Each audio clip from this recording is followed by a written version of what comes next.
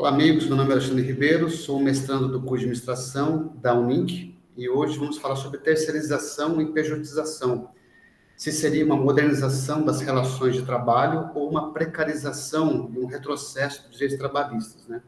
Convidamos 4 especialistas hoje para falar do tema, começando com a convidada Vânia. Por favor, Vânia, pode se apresentar? Olá, bom dia a todos os colegas. Meu nome é Vânia, sou contadora, sou bacharel em Direito e estamos aqui para auxiliar aí o nosso colega Alexandre aí nessa finalização de mestrado. Perfeito. Por favor, Euclides, sua apresentação.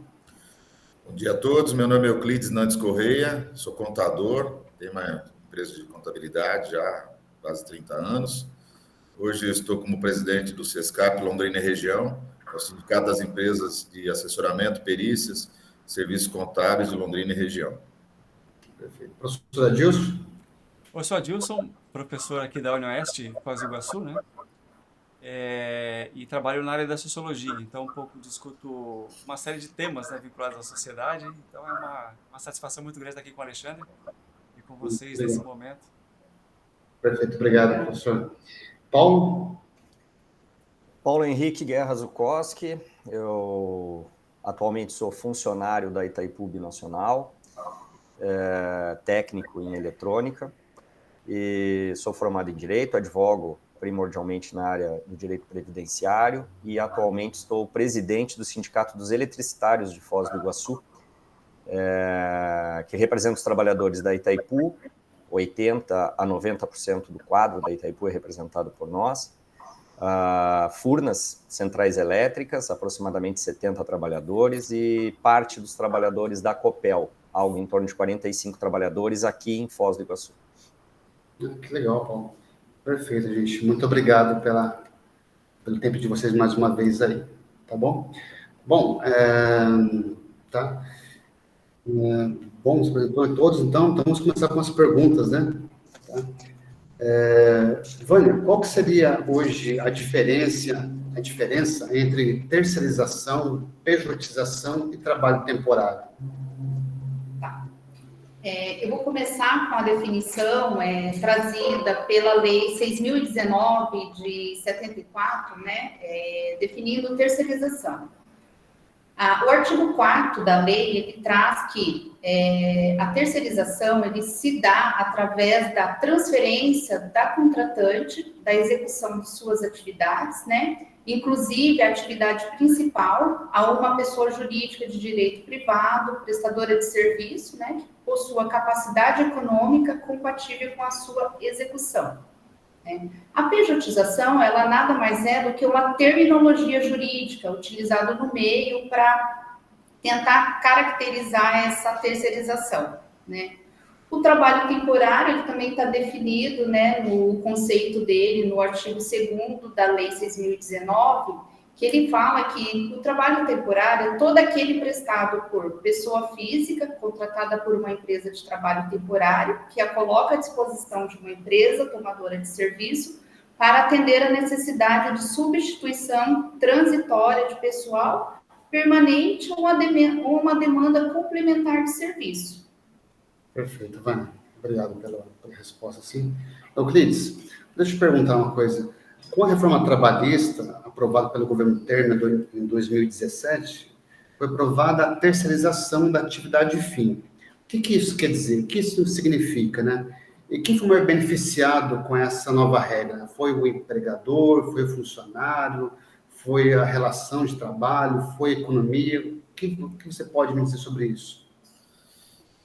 A minha visão um pouco assim, empresarial, né, dessa situação. A gente convive com os empresários de uma forma geral, a gente sabe das mazelas, das problemáticas e da insegurança jurídica que tudo isso gera, e o empresário, o empreendedor brasileiro, né, passa por essa situação gerada pela insegurança jurídica. Quando da nova reforma trabalhista, quando houve a possibilidade de terceirizar a atividade fim, obviamente que ela traz um ganho para a empresa, tendo em vista as possibilidades de, principalmente, de redução de custos, de aumento de produtividade do contratante, né?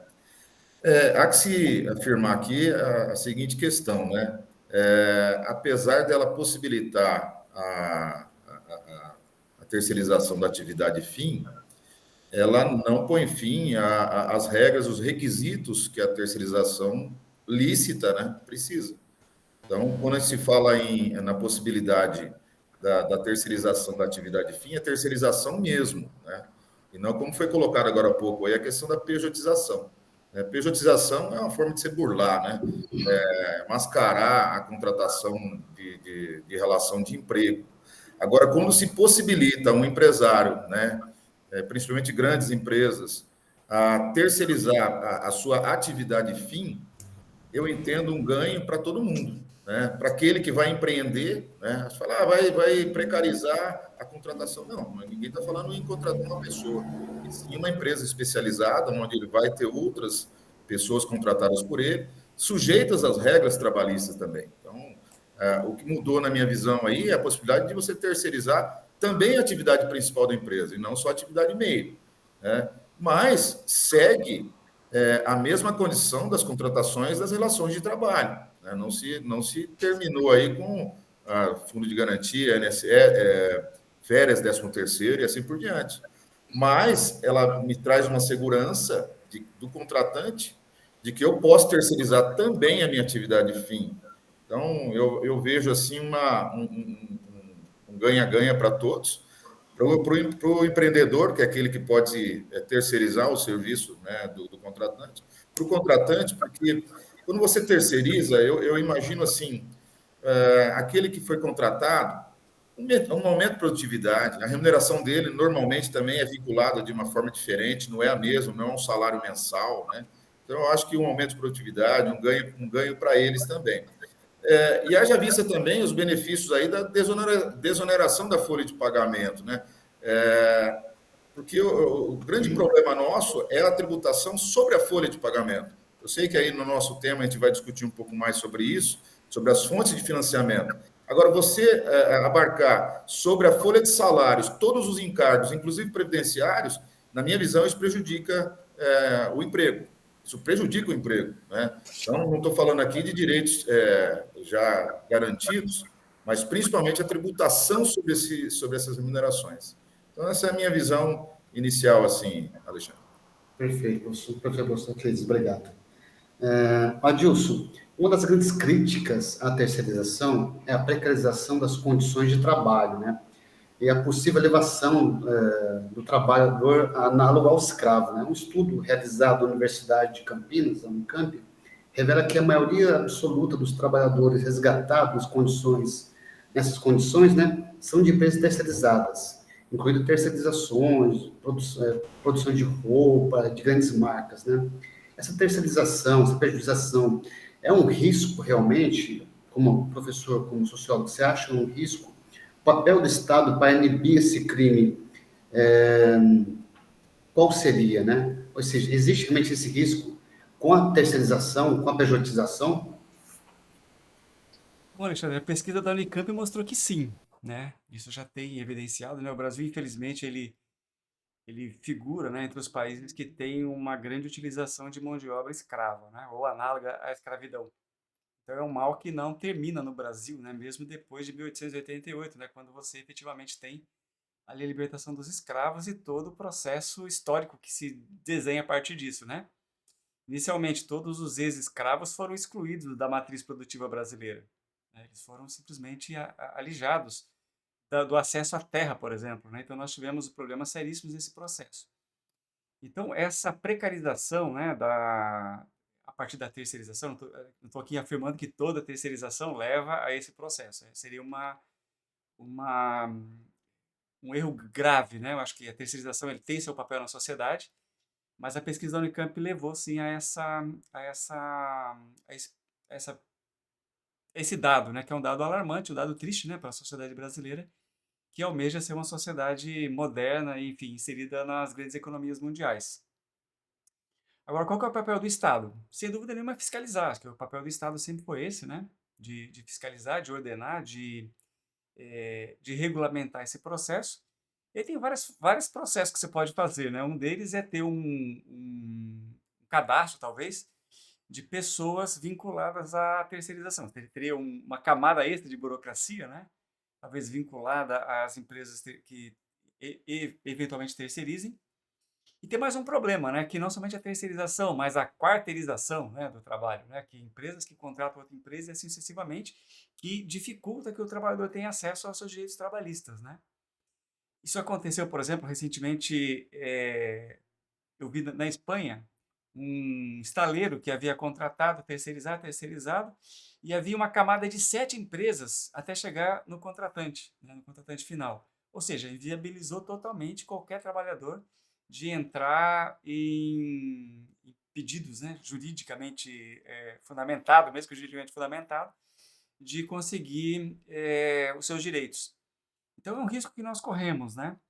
E aí, bom, interessante, né, observar que a terceirização, né, uma das críticas, né, que se faz à terceirização é com relação à precarização do trabalho. Então, nós temos aí baixos salários, jornadas extensas, né, falta de segurança e higiene no trabalho, ausência de direitos trabalhistas, né, como fez essa terceira, dependendo da forma como foi contratado, né, esse processo de quarteirização.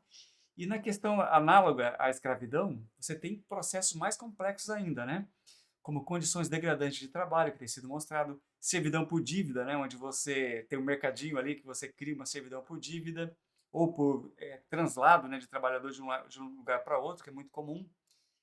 Trabalho forçado, restrição à liberdade, né, violência física e psicológica. Então você tem vários processos aí que precisam ser uma sociedade moderna, uma sociedade que quer ser um país, né, que quer ser cada vez mais inseridos nos grandes mercados internacionais, não pode de forma alguma admitir isso, sob pena de desmoralizar completamente a sociedade brasileira. Perfeito, professor. Muito obrigado. Paulo, deixa eu perguntar. A CLT foi criada em 1943. Naquele momento era necessário, eu entendo que era necessário, né? Bom, já se passou 80 anos, né, desde então, e o mundo mudou. As relações de trabalho mudaram, né? O Brasil mudou, mas a CLT ainda continua vigente. A reforma trabalhista teve a intenção de modernizar essa relação, com a opção de terceirização e abrindo brechas de pejotizações legais, né? Eu pergunto, a reforma trabalhista era necessária? Quais foram os impactos para os trabalhadores após a reforma trabalhista? Bom, primeiro que o que a gente tem que entender são alguns termos utilizados aí. A CLT foi criada em 43, também num momento histórico onde havia uma necessidade de afirmação de Getúlio Vargas, politicamente falando, de um regime implantado então e de se estabelecer como o pai dos pobres. Os direitos trabalhistas não nasceram com a CLT, em 43. A Constituição de 34 já trouxe algumas garantias de jornada, de férias e algumas outras coisas que não nasceram com a CLT. A palavra modernização, ela, na verdade, é usada quando se fala de modernização, e como o Euclides falou muito bem, a questão da tributação e tudo mais, eu acho que muito se resume a uma questão, a questão do custo, do lucro, tá? E sem maiores preocupações com relação à questão dos desmontes dos direitos. E isso é explicável até pelo panorama político do Brasil. Né? Mais de 90% dos legisladores não são representantes de trabalhadores, são representantes da classe dominante, empresariado, profissionais liberais, do agronegócio, e por aí vai. Então, eu acho que essa modernização, a CLT não estava parada desde 43, a própria Constituição, falando de Constituição de 88, também trouxe uma série de mudanças. Em outros anos, outras legislações trouxeram alterações no regime de trabalho, né? A própria questão, por exemplo, da estabilidade decenal, a Constituição de 88 estabeleceu a multa, né, do FGTS e tudo mais em troca, do Fundo de Garantia em troca dessa estabilidade. Então, isso já tinha caído. Enfim, eu acho que falar em modernização para quem, né? Eu acho que a própria palavra modernização é um subterfúgio para esconder que o que se busca, na verdade, é a potencialização do lucro, tá? E a questão da precarização, né, que a reforma trabalhista trouxe, e que foi o grande efeito, que eu não vi. A gente teve outros momentos, em outros momentos históricos do país, antes de 2017, onde houve situações praticamente de pleno emprego. Né? A venda de que a reforma trabalhista traria mais empregos, ninguém cria. O que cria empregos é demanda. Se você tiver demanda, você cria emprego. Se você não tiver demanda, você não vai criar emprego. Ninguém cria emprego porque o salário é menor ou porque é mais barato contratar. Cria emprego porque precisa do empregado, precisa da força de trabalho. Isso eu entendo como fato. E eu também tenho um dado concreto com relação à possibilidade de terceirização, principalmente na atividade fim, que é o exemplo da Copel. Na Copel, a Copel chegou a ter 11 mil trabalhadores em determinado momento dos anos 2000. Hoje, ela tem pouco mais de 5.300 trabalhadores e, a partir de agosto, com um grande programa de demissão voluntária que está implantado, vai cair para 3.800. Tá? Mas o trabalho continua tendo que ser feito. Então, não é que diminuiu de 11 para 3.000. Existem pelo menos 8.000 terceirizados trabalhando. E na atividade fim, especificamente, que eu acho que a precarização é mais evidente, é a questão dos acidentes do trabalho, que 90% dos acidentes de trabalho envolvem terceirizados, tá? E isso é explicado, por exemplo, por uma questão de formação. A Copel sempre é uma empresa reconhecida por excelência em formação dos seus trabalhadores, treinamento, investimento em treinamento. A terceirização da atividade fim trouxe para o quadro da Copel terceirizados, e isso dados da própria Copel, que instigada pelos sindicatos, fez esse levantamento, mais de 100 trabalhadores que intervêm no sistema elétrico de potência e que deveriam ter uma formação por questão de norma regulamentadora, curso de NR10 e tudo mais, preparação para isso, que eram analfabetos. Como que você pode imaginar que um trabalhador analfabeto terá a capacidade de fazer um curso, se desenvolver, ler norma, fazer análise preliminar de risco, entendeu? Então, claro, todos têm que trabalhar, mas é inadmissível esse tipo de coisa. E aí você começa a se explicar o porquê dos acidentes e porquê das mortes. E quem perde com isso, obviamente, é o trabalhador ou, no caso dos acidentes, é o Estado, né?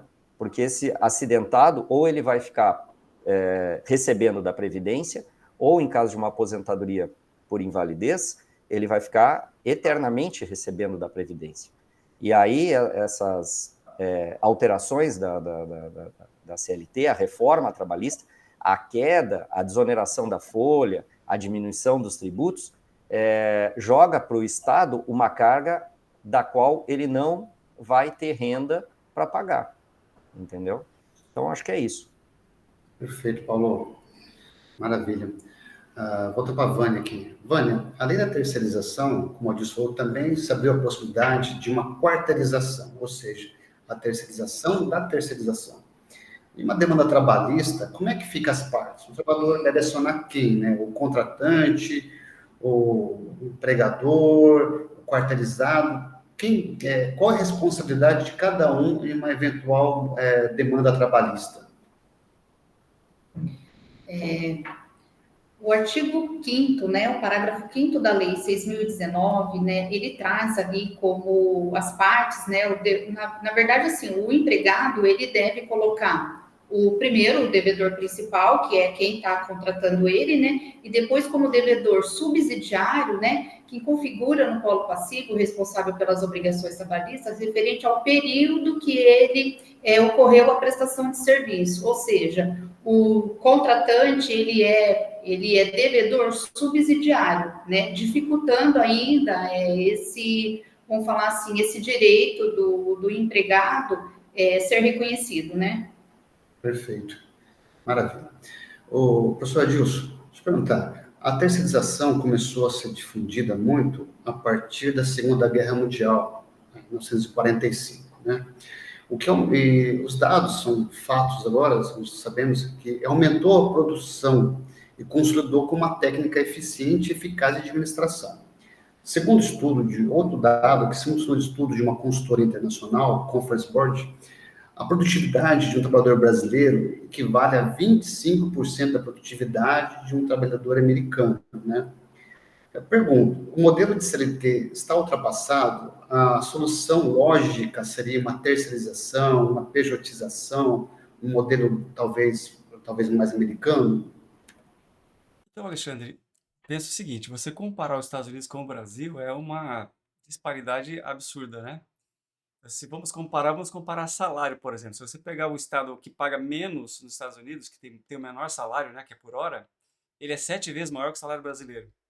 Se você pegar o estado que paga mais, ele é 11 vezes maior que o estado brasileiro.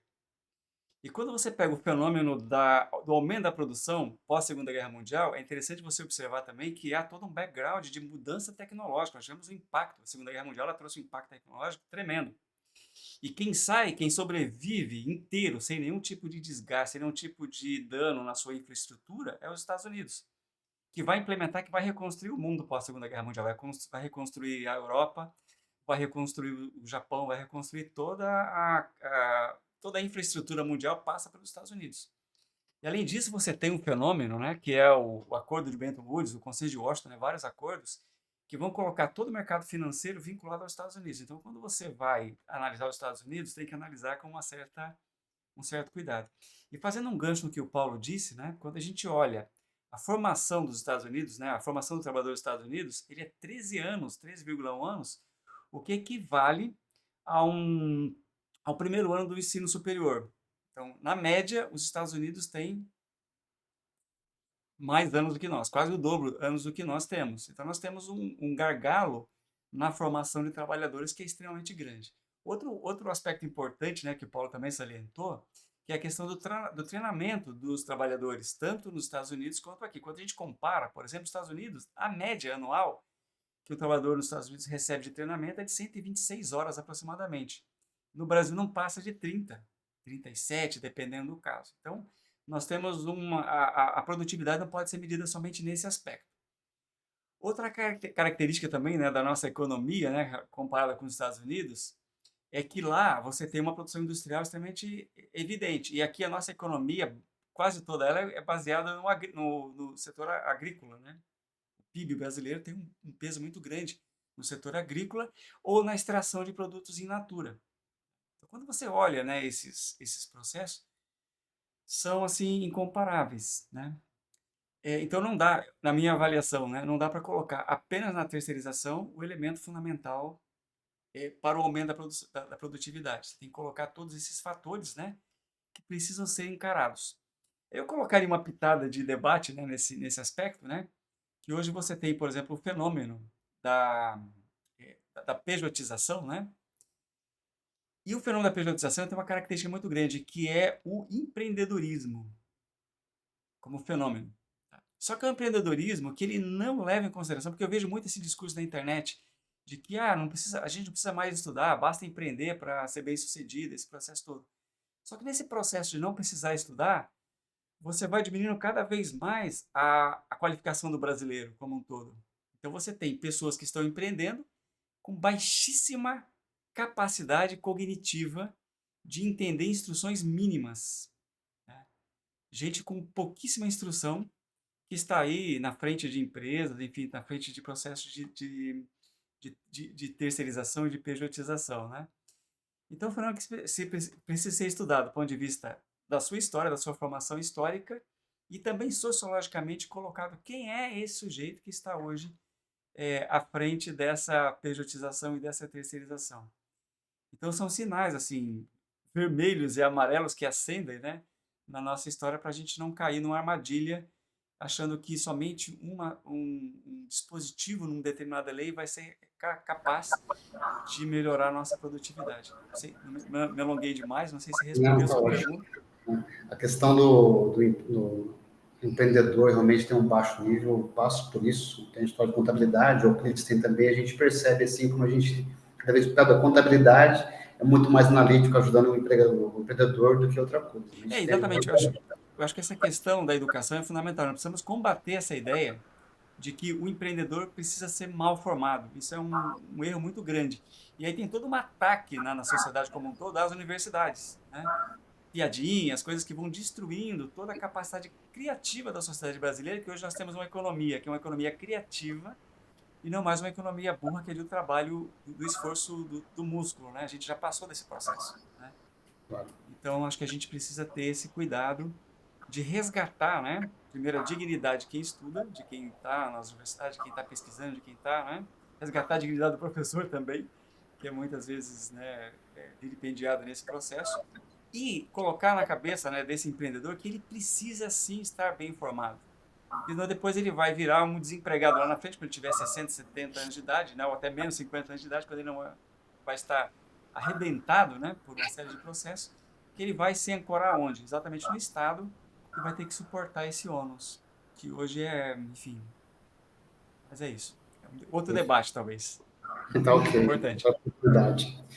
Euclides, deixa eu te perguntar, a expressão custo Brasil serve para demonstrar o quanto é burocrático, é oneroso empreender no Brasil. Tá?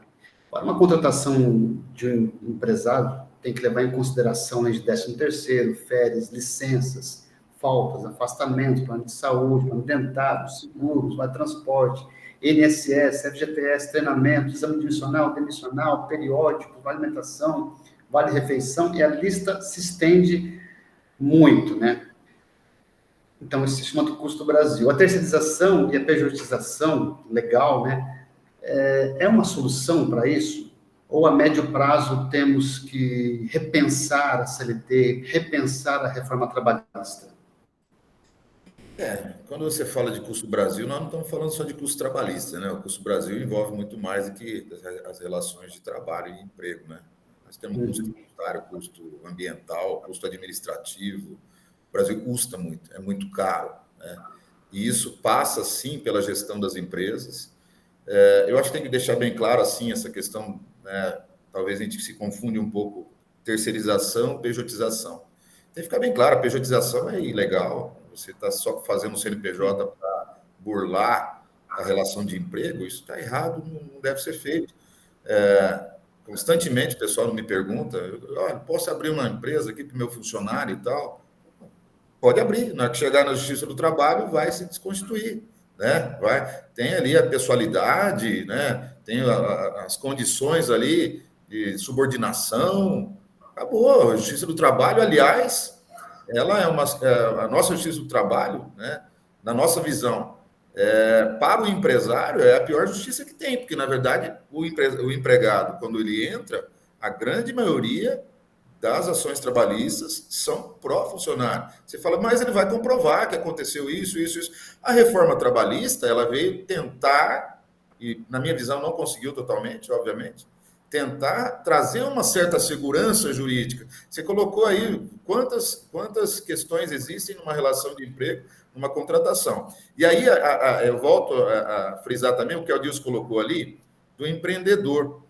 Na verdade, a relação de emprego, a legislação trabalhista, ela diz respeito a qualquer empregador, né? Então, às vezes, a gente pode confundir, puxa vida, uma grande empresa, qual que é a relação de trabalho, e o empreendedor que está ali, que nem tem tanto conhecimento assim, também passa pela mesma regra, né? Então, realmente, nós aqui que atendemos muitas das pequenas empresas, o Adilson falou muito bem, a qualidade do nosso empreendedor é muito baixa.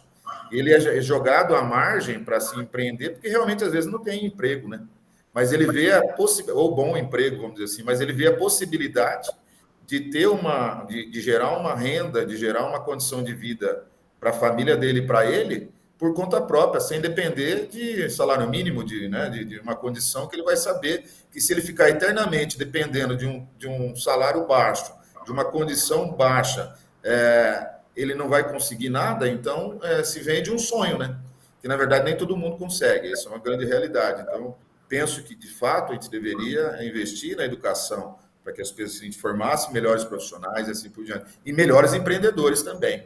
Então, mas eu digo assim, você perguntou se a terceirização é a solução ou é um problema, né?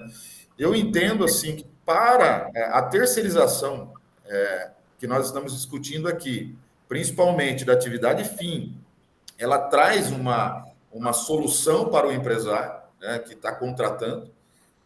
Lógico, ele delega essa gestão de pessoas para uma empresa, que se lá vai ter uma quarteirização, tudo isso nós temos regra trabalhista, gente. Né? Ele está sujeito também lá, o terceirizado, se ele contratou mal, se ele não está cumprindo com as regras trabalhistas, ele está sujeito à mesma lei trabalhista. Né? Então, eu vejo que é uma forma de você melhorar, assim, o resultado da empresa, desde que você siga as condições de trabalho previstas na legislação. Mas, para encerrar aqui a minha fala, e também não abrir muita, né, margem de discussão, eu digo justamente isso, essa questão do custo, né? Do custo gerado principalmente na tributação sobre a folha de pagamento. Então, quando se fala assim, mas se fizer isso, vai diminuir, o governo não vai ter dinheiro para pagar as contas. Gente, nós estamos com uma reforma tributária que vai se arrecadar muito dinheiro. É uma outra forma de financiar o Estado. Não precisa se financiar em cima do pagamento de salário. Que quando você está fazendo uma gestão de uma empresa, onde você vê uma folha de pagamento pesada, onde você tem que jogar no mínimo 70% em cima dos salários, no mínimo 70% em cima do salário, você vê a tua linha, a última linha de resultado, e aí você fala, poxa, mas você está visando só o lucro. Mas uma empresa sem lucro não tem vida. Se ela não gerar resultado, fecha as portas. Né? Não tem economia que cresça se as empresas não crescem. Né? Então, na minha visão, não digo, em nenhum momento estou dizendo que a gente deve precarizar o emprego. Né? Mas eu acho que a segurança nas contratações. O empresário precisa no Brasil de segurança. Ele não pode contratar um funcionário e sabendo que daqui 2, 3 anos ele vai receber uma ação trabalhista e tem que pagar tudo de novo, né? Que é o que estava acontecendo. Né? Então nós precisamos sim de regramentos. A pejotização e a terceirização não é a única solução, Alexandre. Né? Nós estamos aqui pegando um pedacinho. Sim, algumas ferramentas, né? Agora, ela bem administrada, eu entendo que pode ajudar. Tá bom? Perfeito, perfeito. Ok. Paulo, deixa eu te perguntar. Posso uma frase, né? Se eu não posso renunciar a um direito meu, não é um direito, é uma obrigação, né? Hoje o Estado, falando do Brasil, decide como que deve acontecer as relações de trabalho, né? E não é por acaso que o Brasil está na posição de 124 liberdade econômica do mundo, ficando atrás de Guiné, Nicarágua, Salvador, Camboja, né? O governo não deveria ser mais flexível com as regras trabalhistas? Isso não nos torna menos competitivos em relação a outros países?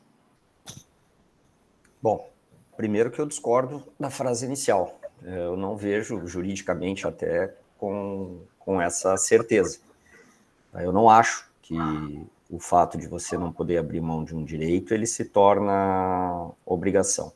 Eu, sinceramente, discordo disso. A questão dessa comparação, também aproveitando um gancho lá do Adilson, comparações assim frias eu acho que são muito difíceis de fazer. O Brasil é na posição 124 de liberdade econômica, mas a nossa economia hoje, salvo engano, é a 9ª ou 8ª economia mundial. Né? Também, pegando o gancho no que o Euclides disse, 70% de uma contratação, além do salário, pelo que eu entendi, você tem que considerar que pelo menos 70% de acréscimo em cima de tributos dessa contratação sobre o salário. Né? Mas como o Adilson disse também, o menor salário no Estado, que tem o menor salário nos Estados Unidos é 7 vezes maior. Então, essa base não chega nem perto. Me permita só sim, claro, detalhe. Claro. Não é tudo tributo, tá? 70% também tem direitos trabalhistas ali, tá bom? Não. Sim, custo, né? O custo, além do salário, um custo adicional de 70%. Isso. Então, seria aí 1,7 salários, né, digamos assim, o custo de cada empregado. No estado que tem o menor salário, conforme dado do Adilson, e eu não tinha esse dado, é 7 vezes maior que o Brasil, nos Estados Unidos. E os Estados Unidos deve estar nos primeiros em liberdade econômica, porque lá o regramento é praticamente privado, né? Não existe um regramento. Então, assim, eu sinceramente acho que essas comparações feitas dessa forma, com dados frios, teria que se considerar. Eu não acho que El Salvador, Camboja, Nicarágua, que você comentou, sejam exemplos a serem seguidos. Né? E acho também, eu não sei qual instituto que fez que determinou que o Brasil é o 124º lugar em liberdade econômica, quais são os critérios que foram utilizados. Eu acho, sim, que o nosso problema ele é sistêmico. A gente olhar apenas a relação de trabalho, também aí me somando ao entendimento do Euclides, eu acho que olhar o trabalho como único problema, não, ele é sistêmico. Eu acho que tem problema de tributação.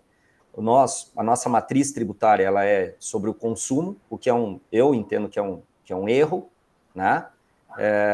Que eu acho que é muito pior, sinceramente, do que a tributação da folha, por exemplo. Tá? Eu acho que a nossa matriz, a reforma tributária, e que me parece que é um tanto quanto capenga pelo que está se desenhando, né? Ela não vai resolver tantos problemas, vai melhorar, sim, a arrecadação, mas não vai resolver os nossos problemas, né? Eu acho que ela deveria ser levada junto com a questão da relação de trabalho para um ambiente de sistema, né? Se analisar todo o sistema produtivo, inclusive, dentro do Brasil. É isso. Maravilha. Ok. Vânia, voltando a falar de pejotização, como o Euclides disse, talvez seja legal, né?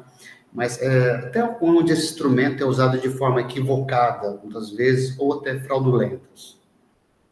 Sim, Alexandre, conforme foi muito bem colocado, né, pelo senhor Euclides, é legal desde que não seja utilizado para precarizar os direitos trabalhistas, né, tentando aí desvirtuar a relação, né, de empregado e empregador com o intuito de obter benefício econômico para si.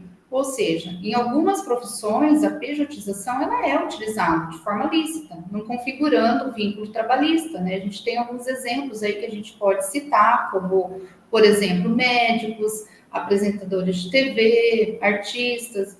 Então, assim, ela é usada de forma legal, tranquilo, né? O que ela não pode ser é utilizada realmente para você querer desvirtuar essa relação aí de emprego. Perfeito. O Adilson, deixa eu te perguntar, o assunto do momento, em discussão, teve até um debate agora no Congresso, é o caso dos aplicativos de transportes e entregadores, né? Em uma empresa recente, a maioria essas empresas, esse grande aplicativo, não quer carteira assinada, os trabalhadores, né? O sindicato não quer vínculo trabalhista, né? E o governo insiste nesse vínculo, né? Esse tipo de ação beneficia o trabalhador ou é um Estado decidido, mais uma vez, de forma leonina, qual que é a melhor forma de relação trabalho? Você entende? No caso da Uber aqui, né? Mas pode ser o iFood, né? Os empregadores não querem essa relação, não quer carteira assinada, mas não pode escolher. Então, Alexandre, antes de responder essa pergunta, eu esqueci de um dado com relação à produtividade, que é o investimento em P&D, né, pesquisa e desenvolvimento. O Brasil é um dos países que menos desenvolve, que menos investe em pesquisa e desenvolvimento, né? E aí tem uma grande tarefa dos empresários, né, de investir mais em pesquisa e desenvolvimento. Só para ter uma ideia, Israel, que está no topo aqui, investe quase 5% do seu PIB em P&D. Né? O Brasil é 1%. Ou seja, investimos muito pouco. Agora, entrando na sua questão, né, é muito importante esse debate, né? Inclusive, eu estava no Chile na semana retrasada e participei de uma reunião com o pessoal da Unicamp, com a Universidade lá do Chile, exatamente para discutir o impacto, né, da plataformarização, né, dessas empresas e também do trabalho que é o trabalho vinculado com CLT, às vezes com CLT ou com PJ, que são pessoas que desenvolvem trabalhos em plataformas. Tipo, tem o app, né? Que é uma relação de trabalho, e o trabalho em plataforma, que é outra relação de trabalho. E uma das dificuldades maiores desses pesquisadores foi exatamente de obter dados sobre o que acontece nessas relações empresariais ali de trabalho. Tá? Por quê? Porque essas empresas, elas não se encontram sediadas no Brasil. Às vezes elas têm aqui um representante, uma outra... São empresas mundiais, como o Uber, por exemplo, como qualquer outra dessas empresas. Então, na verdade, elas nem existem do ponto de vista físico. Existem todas em nuvem. Imagina esse cenário, né? Ele existe todo em nuvem, uma relação completamente assimétrica de trabalho, porque não é o trabalhador, às vezes, que decide quanto tempo ele vai trabalhar, porque sempre tem eles estavam relatando isso, né? Sempre tem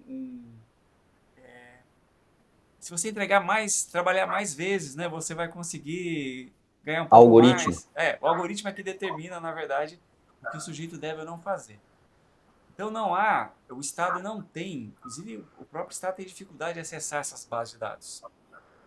Se a gente pegar lá o surgimento, né, da CLT, né, foi inspirado, né, na sociologia do Durkheimiana, né, Durkheim fala o seguinte: uma relação tão importante como a relação trabalhista, como a relação econômica na sociedade, se ela não for regulamentada, ela é produto ou pode ser um processo de desmoralização da sociedade como um todo. Então, o que está acontecendo hoje, né? Se você pegar essas grandes, por exemplo, o Chile, que é um dos países que tem mais liberdade econômica dentro daquele processo, né, que você havia falado, não permite a uberização da sociedade. O Chile não tem essa permissão. Não há. Ou seja, a Uber lá no Chile é ilegal. Então, de fato, eu acho que talvez, né? Talvez os nossos empreendedores estejam sendo ludibriados nesse processo, né? Porque eles falam o seguinte: bom, nós ganhamos mais. Por exemplo, a Unicamp tem esses dados, né? E é interessante como eles conseguiram esses dados. Eles conseguiram via uma empresa de Israel. Uma empresa israelense que faz esse processo de tráfego, né, dessas grandes plataformas. Tem um pessoal que mexe com informática, conseguiu esses dados dessas empresas via essa outra empresa de Israel. Não sei se está sendo didático, né? Ou seja, não conseguiram diretamente, uma terceira empresa ali que vende esses dados no mercado, eles conseguiram isso daí. Então, nós precisamos separar isso em diversas categorias, não dá de novo, para fazer isso de uma forma limitada ali. É preciso observar isso de uma forma um pouco mais ampla. E esses dados revelaram o seguinte, esses dados categorizados. Sim, de fato, os entregadores ou os motoristas ganham mais, mas eles trabalham muito mais também. Eles chegam a trabalhar 8, 9, 10 horas a mais do que um trabalhador comum. Então, esse ganho relativo, ele é um ganho que precisa ser, esse ganho, né, a mais, né, é um ganho que precisa ser relativizado frente a essas questões. E eu acho que o Estado, né, ele é legítimo. Tanto é que a Constituição do Estado, se a gente olhar a história do surgimento do Estado, lá no século XVII, lá com o Thomas Hobbes, né, e com o John Locke, o Estado é parte legítima para regulamentar e legislar. É claro que o Estado vai ouvir, né, as partes. Inclusive teve uma manifestação, não sei se foi ontem ou hoje, teve uma manifestação lá em Brasília, né, dos motoristas, né, que não querem essa regulamentação. O Estado, sim, precisa ouvir, mas o Estado é uma parte legítima, sob pena de você desmoralizar completamente o Estado. Pegando um gancho do que o Paulo disse, né, teve o caso do entregador de alimentos, né, que foi alvejado por um policial em São Paulo, e todo o ônus desse incidente, né, entre aspas, trabalhista, né, desse incidente, vai recair sobre o Estado. O custo hospitalar da UTI, né? Se esse menino ficar incapacitado, for na perna, ficar incapacitado de estar pedalando sua bicicleta, né? Ou trabalhando de moto, vai ficar a cargo do Estado. Então não dá para essas empresas, na minha avaliação, agirem à margem da regulamentação, porque senão você desmoraliza completamente as próprias relações trabalhistas, né? E talvez para esses trabalhadores que estão hoje protestando, né, que eu acho que o protesto, toda a manifestação é legítima, talvez eles precisem ser um pouquinho mais instruídos, né? A gente falou um pouco dessa baixa qualidade, né, do nosso trabalhador. É preciso que a gente instrua de uma forma um pouco melhor. Acho que já falei demais, depois a gente pode... Perfeito, imagina. Deixa eu perguntar, Euclides, o STF tem algumas decisões afastando o vínculo de empregos, de uma pejotização, vamos falar assim. E o caso de uma casa de saúde de São Paulo, teve uma casa também de uma grande emissora de TV, que contava com também apresentadores de TV, né, e em alguns casos até home office, é possível fazer essa pejotização. Isso já está impactando decisões de primeira instância. Isso para se comemorar, talvez, essa pejotização, ou podemos estar criando um outro problema, uma vez que não haverá redução, que haverá uma redução da arrecadação de impostos, de INSS, por exemplo, uma vez que você é PJ, você não tem arrecadação da parte patronal sobre a folha, enfim, há uma arrecadação do INSS. Então, nesse caso da pejotização, que são esse caso legal, é uma solução viável ou voltamos que é um problema previdenciário a longo prazo? Na verdade, como a gente já disse, né, a terceirização por si só ela não é uma solução total, né, é um ponto específico que pode trazer uma redução de custos. Obviamente que isso pode esbarrar, se isso for mal administrado, pode esbarrar em jogar esse custo para o Estado, como foi bem colocado aí. Portanto, quando se fala em terceirização, é terceirização mesmo. Esses casos que você citou, eu não tenho o caso concreto aqui comigo, mas imagino que, por exemplo, se você contratar hoje um apresentador de TV, normalmente não é só ele. Às vezes você contrata a empresa dele, onde ele tem outros funcionários que auxiliam ele no processo. Então, ele está empreendendo, sim. Se ele está contratando pessoas para... Normalmente, o cara faz o programa é dele, né? Ele contrata, ele contrata... Tem mais pessoas envolvidas, não é uma pessoa só. Porque quando tem aquela condição da pessoalidade, da subordinação, isso realmente, para mim, não é terceirização, é pejotização e é relação de emprego. Então, quando o STF vem e dá uma decisão analisando com detalhe toda a situação, com certeza, houve uma análise técnica em relação a tudo isso, só vem a reforçar que estamos caminhando para uma regulamentação que dê uma maior segurança para o contratante. Porque a pior coisa que tem é você entrar nessa situação onde você estrutura todo o seu plano de negócio, analisando determinados custos, e futuramente isso cai por terra. Quer dizer, então, eu acho que uma decisão, como você falou, do STF, ele regulamentou, inclusive, a questão do Ministério do Trabalho, que tinha isso como ilegal, né? Entendeu? Então, já tinha uma súmula do Ministério do Trabalho, onde ele não reconhecia, e com a decisão do STF, isso pôs fim. Então, o que acontece? Eu entendo que decisões nesse sentido começam a trazer uma segurança. Quando veio a reforma trabalhista lá atrás, muita coisa tem na reforma que nem foi pensado ainda, tá? Tem muita coisa na reforma trabalhista que, se for colocar em prática, né, existem benefícios para o empregador e também para o empregado, em alguns casos, mas principalmente para o empregador. Ela trouxe muita segurança para o empregador, que as pessoas, os advogados hoje, não têm muita segurança de orientar o seu cliente a fazer dessa forma, tá? Por conta das decisões futuras. E como já se passaram aí praticamente 7 anos, né, da reforma, já estamos nisso, dá uns 6 anos já de reforma. As decisões que estão acontecendo vêm sedimentando, né, uma linha de conduta. Ou seja, se o STF, ele, nas condições que ele julgou, porque, como eu estou te falando, Alexandre, nós temos que ver que condição que essa contratação tinha, né? Qual que realmente era a condição da contratação. Se ele traz isso, ele vai normatizando e dando uma segurança para quem contrata. Perfeito, perfeito. A questão previdenciária é sempre muito preocupante, né? Porque a gente sabe que o rombo da previdência está aumentando, né?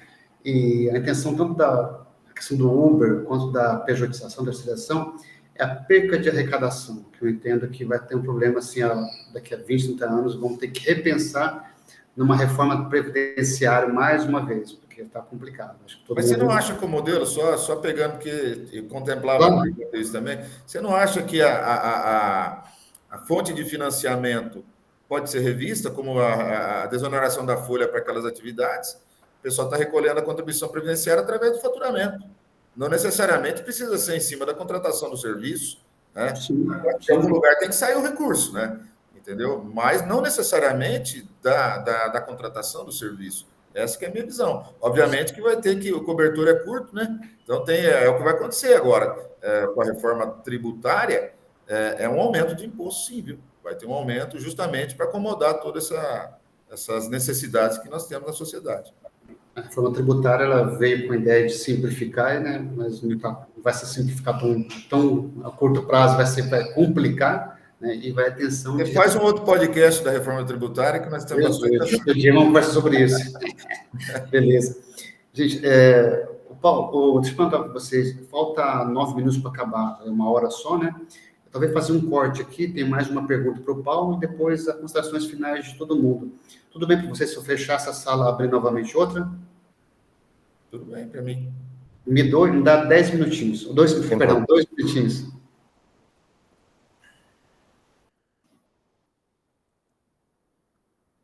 Vamos sair e entrar na outra, é isso? Eu acho que saímos e entramos na outra, né? Pelo que eu entendi. Tá bom, isso. Paulo, deixa eu te perguntar. Uma vez que seja possível a pejotização, a figura do sindicato laboral deixa de ser necessária, né? A negociação passa a ser diretamente com o contratado, né? Isso vai enfraquecer a prestação de serviço, o prestador de serviço, uma vez que era chamado antigamente de colaborador ou de funcionário, né? Não vai poder contar mais com o sindicato. Alguma alternativa a essa terceirização, pejotização e tal? Isso agrada ao trabalhador, agrada o patronal, agrada o governo ou todos saem perdendo? Bom, primeiro que essa negociação direta ela já é possível, a própria reforma trabalhista já traz essa possibilidade, né? Basta ser trabalhador de curso superior, né, enquadrado como curso superior e receber 2 vezes o teto do INSS, hoje em torno de R$15 mil, R$16 mil, já é possível fazer a negociação direta, e isso já existe. Tá? Nós já temos aqui na nossa base situações como essas. E aí eu acho que tem muito uma questão de educação, como o Adilson falou, e não apenas educação formal, sem dúvida nenhuma que a educação é muito, mas também uma politização não partidária, mas politização da própria sociedade, entender o seu lugar enquanto indivíduo, né? Você chamar esse termo colaborador, eu sempre fui avesso a ele, porque independente do que chame, o que ele faz, ninguém colabora, ele está ali vendendo uma força de trabalho, então ele é um trabalhador, é um fornecedor de mão de obra, né? Sempre foi isso. Tá? Então, ninguém está ali para colaborar. Alguém está ali para ficar 8 horas, enfim, uma jornada, trabalhando, prestando um serviço e recebendo por isso ao final, né? Ao final do período, seja diária, seja semanal, quinzenal, mensal, enfim. Então, em relação à questão da negociação, isso já é possível, não é a pejotização que virá alterar isso. A questão da segurança jurídica, que o Euclides comentou, acho que ela tem muito a ver com regulamentação. Muitas vezes essa questão de segurança jurídica é colocada como avessa à regulamentação.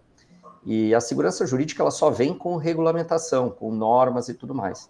Enquanto tiver uma lei escrita, um exemplo é a própria terceirização da atividade fim.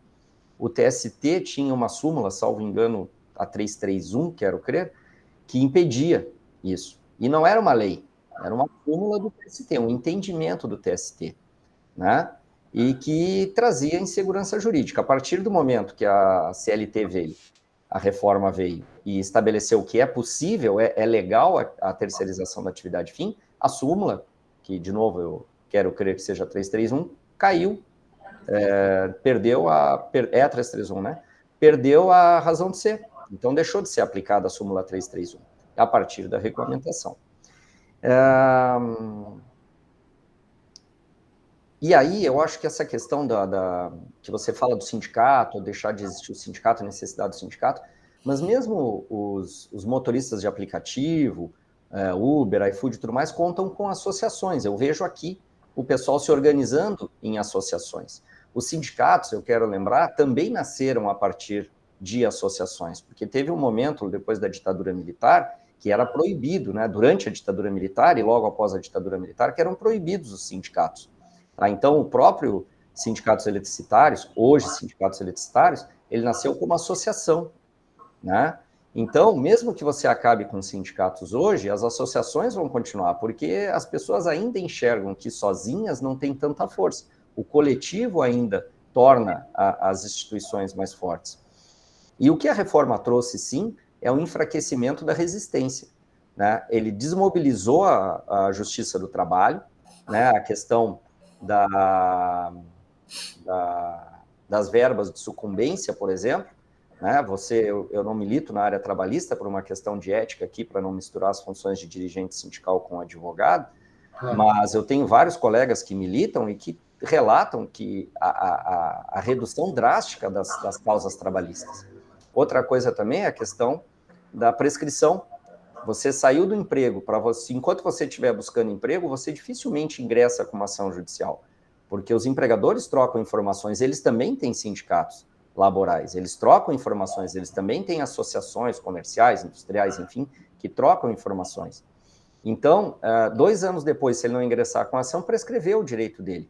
E mesmo quando ele ainda consegue ingressar com uma ação para lutar pelos seus direitos, uma ação trabalhista, os valores prescrevem em 5 anos. Então, isso já é um enfraquecimento natural que traz a lei, que já trazia, independente da reforma, e a própria reforma trouxe o enfraquecimento, seja da Justiça do Trabalho, seja dos sindicatos, né, com a questão do ataque ao financiamento dos sindicatos. Ninguém vive sem dinheiro, nós vivemos no mundo capitalista, né, nós vivemos do dinheiro. Né, então, assim, os sindicatos também têm empregados, né, nós aqui temos empregados, todos os sindicatos têm, né, nós temos custos, pagamos energia, pagamos insumos, pagamos alguns tributos, nós não somos completamente isentos, então nós necessitamos de dinheiro, né, precisamos de formação, precisamos fazer curso, precisamos nos capacitar também enquanto dirigentes, temos nossas despesas de transporte, translado e tudo mais. E o que a reforma também trouxe foi um enfraquecimento desse financiamento dos sindicatos, né? E aí, e não só no imposto sindical, também na contribuição confederativa, também na questão da mensalidade sindical, da filiação. Então, o que a reforma trouxe foi um enfraquecimento da resistência em sentido amplo. Então é isso. Com relação à tua pergunta final de um modelo que agradasse a todo mundo, eu sou muito cético em relação a isso. Eu acho que todos deveriam ceder. Se todos cederem, aí eu acho que vem muito uma questão sistêmica novamente, né? Eu acho que achar no mundo real uma solução que seja agradável a todos, né, ou que seja o ótimo, na busca do ótimo, isso não vai ter. Tá? Talvez tenha que ser o bom. E aí no bom, o empregador vai ter que ceder, o Estado vai ter que ceder, e o trabalhador, ainda que já tenha cedido bastante, na minha visão, né, talvez tenha que ceder também. Se não for assim, a gente não tem uma solução nem razoável. Perfeito. Eu queria com alguma coisa? Adilson? Não, eu só queria complementar essa coisa que o Paulo falou, que é muito importante, né? Hoje você tem um processo que ele é perverso para o trabalhador. Ele é um processo de retirada de direitos e, mais do que isso, enfraquecimento, como o Paulo falou, dos seus órgãos de defesa. Você tem um processo que o trabalhador já é a parte mais fragilizada no processo, até por conta da necessidade de salário, né? Dessa coisa, quem tem família principalmente, né? Então, quando uma reforma como essa, né, Meio de sobrevivência, meio né? de sobrevivência, para o trabalhador é meio de sobrevivência. Não é diletantismo e nem, enfim, né? É uma condição necessária, o mundo do trabalho, né? Então, o Estado, quando ele atua dessa forma, como foi a reforma trabalhista, né, atacando diretamente, assim, parece que tinha um endereço ideológico, né, e político muito, muito evidente, né, que é atacando a capacidade de representatividade dos trabalhadores, isso é muito ruim para a sociedade como um todo. Acho que é aquele processo de desmoralização das instituições e dos processos. É claro que os sindicatos, né, eu faço parte de sindicato há muito tempo, né, sou filiado a sindicato desde que eu entrei no mundo do trabalho, né? Desde os 16 anos eu sou filiado a sindicato, que eu acho muito importante. O sindicato e a associação, como bem disse o Paulo, que em 83 nós não tínhamos sindicato, tínhamos associação. Depois se transformou em sindicato. Então eu acho importantíssimo que o trabalhador tenha essa consciência, até de classe mesmo, né? Até de local, ao qual ele pertence, né? Porque tudo mais é uma ilusão, assim, do ponto de vista do trabalhador. E a gente tem presenciado isso, acho que é importante esse processo. É claro que o mundo econômico ele é uma disputa. O Weber fala isso, né? Não existe todos os países estão em disputa entre si, na produtividade, na capacidade de gerar, na tecnologia, né? Mas é importante que a gente observe esse mundo do trabalho. Como disse o Weber não, o Durkheim, antes do Weber, né? Em 1895 aproximadamente, né? Um espaço tão importante como é o mundo econômico, ele não pode ser desregulamentado. Sob pena, já disse isso anteriormente, sob pena da gente perder a essência do processo. Então, há momentos em que a gente tem essa tensão na sociedade, né? E a gente precisa, como disse o Paulo, né, mais uma vez, momentos que a gente precisa negociar, colocar na pauta, né, quais são os interesses da sociedade. E todo mundo tem interesse. O empresário tem interesse, o trabalhador tem interesse, o Estado tem interesse. E numa perspectiva weberiana, é fundamental que as pessoas tenham interesse, né? Agora, como que nós negociamos esse interesse é que é um processo complicado.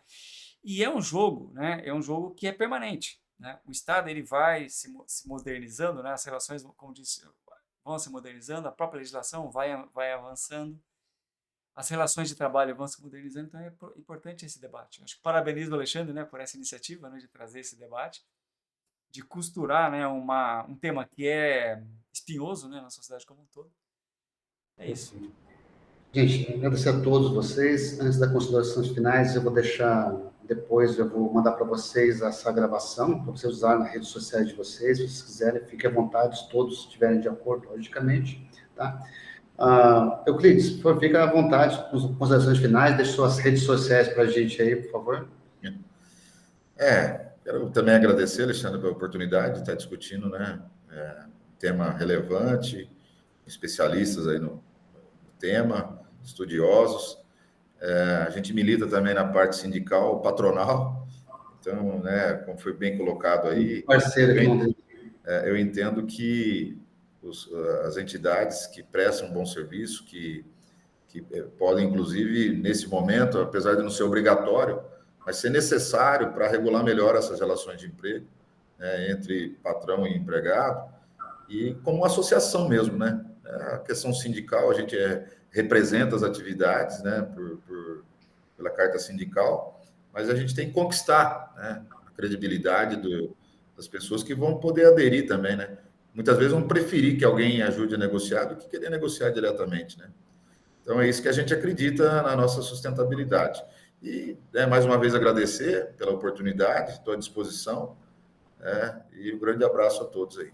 E as minhas redes sociais, né? Então, pelo Sescap, né? O Sescap Londrina e Região é Sescap LDR, Instagram e Facebook.